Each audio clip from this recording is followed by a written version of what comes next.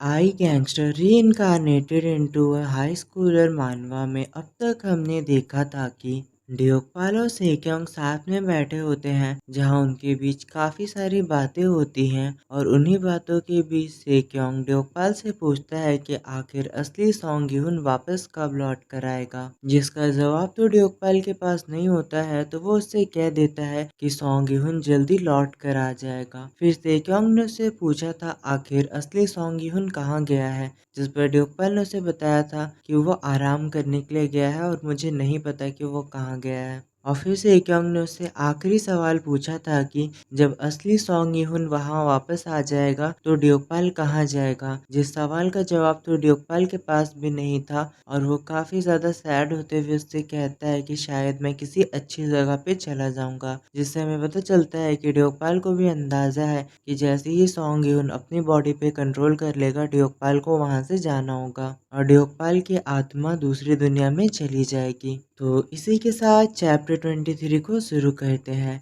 Chapter 23 की शुरुआत में हम सेक्योंग को देखते हैं, जो कि स्कूल से घर आ चुका होता है, जहां वो अपने ड्राइवर को उसे यहाँ लाने के लिए थैंक यू कहता है। जिसके बाद वो एकदम चुपचाप शांति से अपने घर में चला जाता है, जहाँ काफी अंधेरा होता है। सेक्योंग को कुछ भी नहीं समझ आता कि आखिर यहाँ क्या हो रहा है। वो काफी कंफ्यूज नजर आता है और उसे एक कमरे से रोशनी निकलती हुई दिखाई देती है। तो वो धीरे धीरे चलते हुए उस कमरे के पास चला जाता है, जहाँ से लड़ने की आवाजें आ रही थी। दो लोग काफी बुरी तरह से झगड़ा कर रहे थे। सेक्योंग उन्हें देखने लगता है और अंदर से आवाजें आ रही होती है कि हम ऐसा कब तक करते रहेंगे। वहाँ एक लेडी चिल्ला रही होती है कि आखिर तुम सेक्योंग के साथ ऐसा कब तक करते रहोगे, तुम्हारी वजह से सेक्योंग अपना रास्ता भटकता जा रहा है। जहाँ कमरे के अंदर हम सेक्योंग की मॉम को देखते हैं, जो कि सेक्योंग के डैड से लड़ाई कर रही थी और वो उससे कहती है कि तुम्हारे कारण सेक्योंग ऐसा बनता जा रहा है। उसकी लाइफ में चाहे कितनी भी प्रॉब्लम आए, उसका सामना अकेले करता है और हमें कभी नहीं बताता है। जैसे कि अभी कुछ दिनों पहले हुआ, किसी ने उस पर हमला किया, उसे बुरी तरह से घायल कर दिया और सेक्योंग ने उसका सामना भी नहीं किया, ना ही उस सामने वाले पर हाथ उठाया और हमें इस बारे में कुछ भी नहीं बताया और ऐसे एक्ट किया जैसे कुछ भी नहीं हुआ है। वो बिल्कुल भी नहीं चाहता है कि हम उसकी चिंता करें, ना ही वो हमें किसी परेशानी में डालना चाहता है। और फिर सेक्योंग की मॉम रोने लगती है और अपने हस्बैंड से कहती है ये सब तुम्हारे कारण ही हुआ है। तुमने सेक्योंग के ऊपर इतनी सख्ती दिखाई है कि अब वो हमसे पूरी तरह से दूर हो चुका है। हम हमेशा सेक्योंग के साथ ऐसा नहीं कर सकते,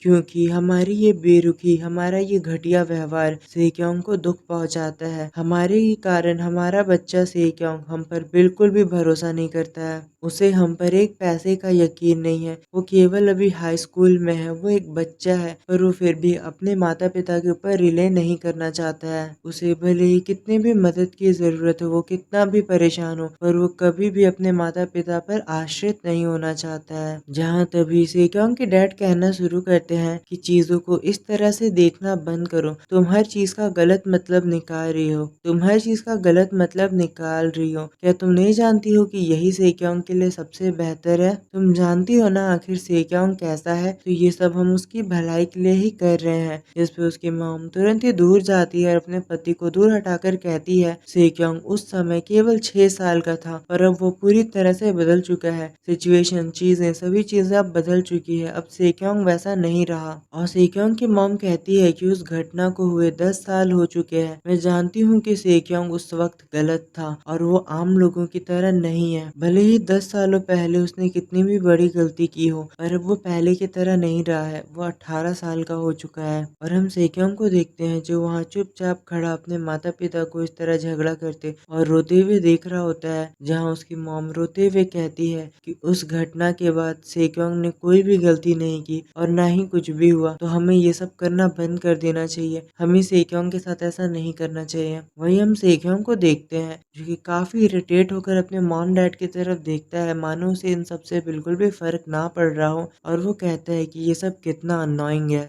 और वो तुरंत ही पलट कर वहाँ से जाने लगता है और सोचता है आखिर मुझे मुझे कब तक ये सब बर्दाश्त करना होगा? 10 साल से भी ज़्यादा हो चुके हैं। मैं तब से शांत बैठा हूँ, अपने आप को कंट्रोल कर रहा हूँ और मैंने कुछ भी गलत नहीं किया है, खुद को रोके रखा है, पर कब तक मुझे ये सब सहना होगा? और हम सेक्योंग को देखते हैं जो कि सीधे ही वहाँ से चला जाता है और कहता है ये सब केवल इसलिए हुआ क्योंकि मैं बस एक रात को घर से बाहर चला गया था। आखिर मेरी उस एक गलती की सजा मुझे पूरी जिंदगी मिलती रहेगी। और अभी हमें नहीं बताया जाता है कि सेक्योंग ने ऐसी कौन सी गलती की है जिसके कारण उसके मॉम डैड उससे ऐसा बिहेव करते हैं। जिसके बाद हम सेक्योंग को उसके कमरे में देखते हैं जो कि काफी सैड नजर आता है और वो कहता है कि मैं यहाँ घुट रहा हूँ, मुझे सांस भी नहीं आती है इस जगह में। और वहीं पे ये सीन कट हो जाता है और अगला सीन सीधे ही हमें स्कूल का दिखाया जाता है जहाँ ड्यूपल कहीं जा रहा था। तभी पीछे से उसका क्लासमेट आकर उससे कहता है सॉन्ग ह्यून क्या तुम हमारे साथ सॉकर खेलना चाहोगे? पर ड्यूपल उस पर कोई भी बात नहीं सुनता और सीधे ही वहाँ से जाने लगता है। जिस पर वो लड़का उससे कहता है कि आखिर तुम आज हमारे साथ क्यों नहीं खेलना चाहते हो? चलो ना, जो भी आज हारेगा उसे आइसक्रीम खिलाना होगा, हम लोग आइसक्रीम खाने के लिए ही ये गेम रख रहे हैं, तो क्या तुम खेलना चाहोगे? जिस पर ड्यूपल उसे कहता है कि मैं आज काफी ज्यादा बिजी हूँ तो आज मैं नहीं खेल पाऊंगा।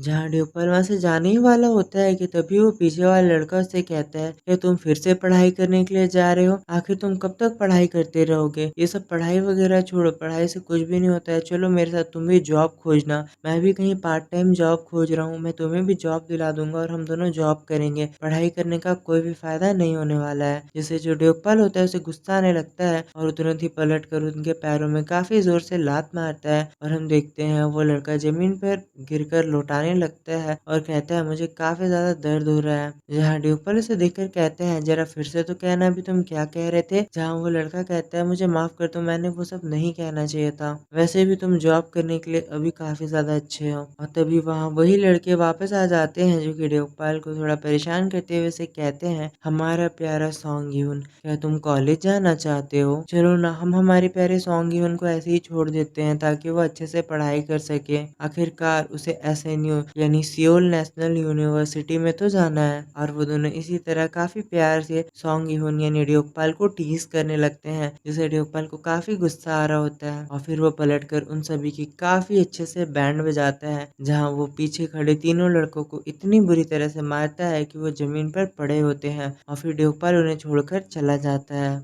जिसके बाद फिर हम ड्यूपल को नर्स ऑफिस में देखते हैं जहाँ वो जैसे ही आकर एक पर्दे को हटाता है वहाँ हम सेक्योंग को लेटा हुआ पाते हैं। जहाँ ड्यूपल उससे कहता है कि क्या तुम ठीक हो? और सेक्योंग वहाँ पर तुरंत ही उठ जाता है और ड्यूपल उसे कहता है क्या तुमने फिर से लंच स्किप किया है? और वो तुरंत ही सेक्योंग को कुछ खाने को देता है और उससे कहता है कि मैंने कई सारी ब्रेड को ट्राई किया और ये वाली ब्रेड सबसे ज्यादा टेस्टी थी तो मैं तुम्हारे लिए ले आया। जहाँ फिर हम सेक्योंग को देखते हैं वो खाना नहीं खा रहा होता है, वो स्टिल केवल जूस निकाल कर पीने लगता है जिससे ड्यूपल हैरान होकर उसकी तरफ देखने लगता है और सोचता है आखिर इसे क्या हुआ है, आज ये इतना सैड क्यों नजर आ रहा है। और फिर ड्यूपल उससे कहता है कि तुम एक लड़के हो, तुम्हें अच्छे से पेट भर के खाना खाना चाहिए, आखिर अगर एक लड़का ढंग से खाना नहीं खाएगा तो वो अपनी वाइफ और बच्चे को कैसे सपोर्ट करेगा? तुम्हें बड़े होकर शादी करनी है और बच्चे पैदा करने हैं, उसके लिए तुम्हें एक जॉब भी करना होगा तभी ना तुम्हारी शादी होगी। अगर तुम आज ढंग से नहीं खाना खाओगे तो तुम्हारी बॉडी कैसे बनेगी, और तुम्हारी बॉडी नहीं बनेगी तो तुम जॉब कैसे करोगे, और तुम जॉब नहीं करोगे तो तुम्हारी वाइफ और बच्चे कहाँ से आएंगे? इसीलिए ढंग से खाना खाया करो।